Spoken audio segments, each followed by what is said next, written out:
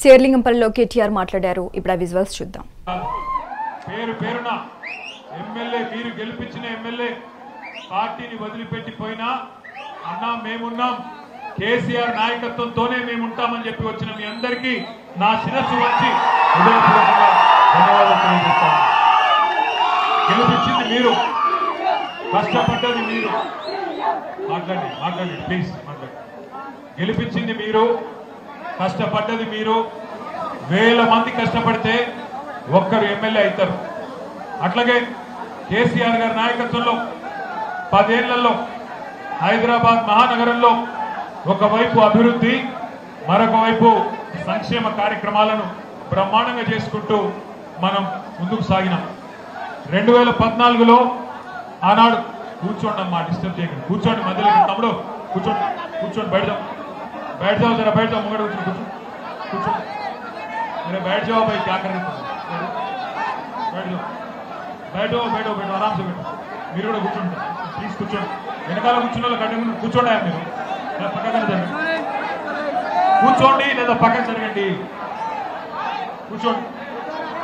కూర్చోండి లేదా పక్కన జరగండి. కూర్చోండి తమ్మి.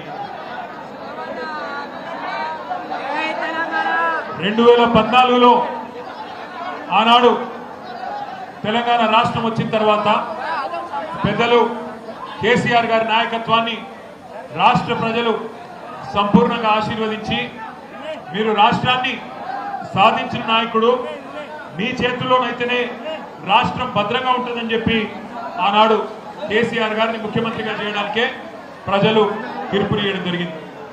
కానీ గ్రేటర్ హైదరాబాద్లో ఆ రోజు మనకిద్దరే ఎమ్మెల్యేలు ఉండే.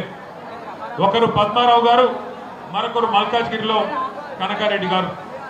కానీ హైదరాబాద్ ప్రజలు ఎంత గొప్పవారంటే, ఎన్నిక అయిన తర్వాత, తెలంగాణ రాష్ట్రం ఏర్పడిన తర్వాత, కేసీఆర్ గారు ముఖ్యమంత్రిగా బాధ్యతలు స్వీకరించిన తర్వాత కేవలం 6 నెలల్లోనే కరెంటు సమస్యను పరిష్కారం చేసి, అప్పటిదాకా ఇంటింటా ఉన్న ఇన్వర్టర్లు, ప్రతి అపార్ట్మెంట్ లో ఉండే జనరేటర్లు, ప్రతి జిరాక్స్ సెంటర్ లో కూడా కనబడే మరి ఇన్వర్టర్లు అన్నింటినీ కూడా మాయం చేసి 6 నెలల్లోనే కరెంటు సమస్య పరిష్కారం చేసి, ఆంధ్ర తెలంగాణ కాదు, హైదరాబాద్ అంటే మొత్తం మినీ భారతదేశం.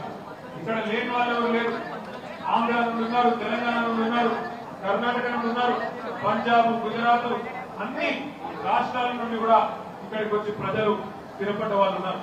కాబట్టి మినీ భారతదేశం లాంటి హైదరాబాద్, అందులో ముఖ్యంగా మినీ భారతదేశం లాంటి శేర్లింగంపల్లి నియోజకవర్గంలో ఎక్కడ ఒక చిన్న పంచాయతీ లేకుండా మరి బ్రహ్మాండంగా ప్రభుత్వాన్ని శాంతి భద్రతల సమస్య అనే సమస్యలు లేకుండా నడిపినందుకు కరెక్ట్ గా 10-11 నెలల్లోనే రాష్ట్రం ఏర్పడిన తర్వాత 10-11 నెలల్లోనే గ్రేటర్ హైదరాబాద్ ఎలక్షన్ వస్తే, అప్పటిదాకా ఇద్దరే ఎమ్మెల్యేలు ఉన్న టీఆర్ఎస్ పార్టీకి 100 కార్పొరేటర్ సీట్లు ఇచ్చింది.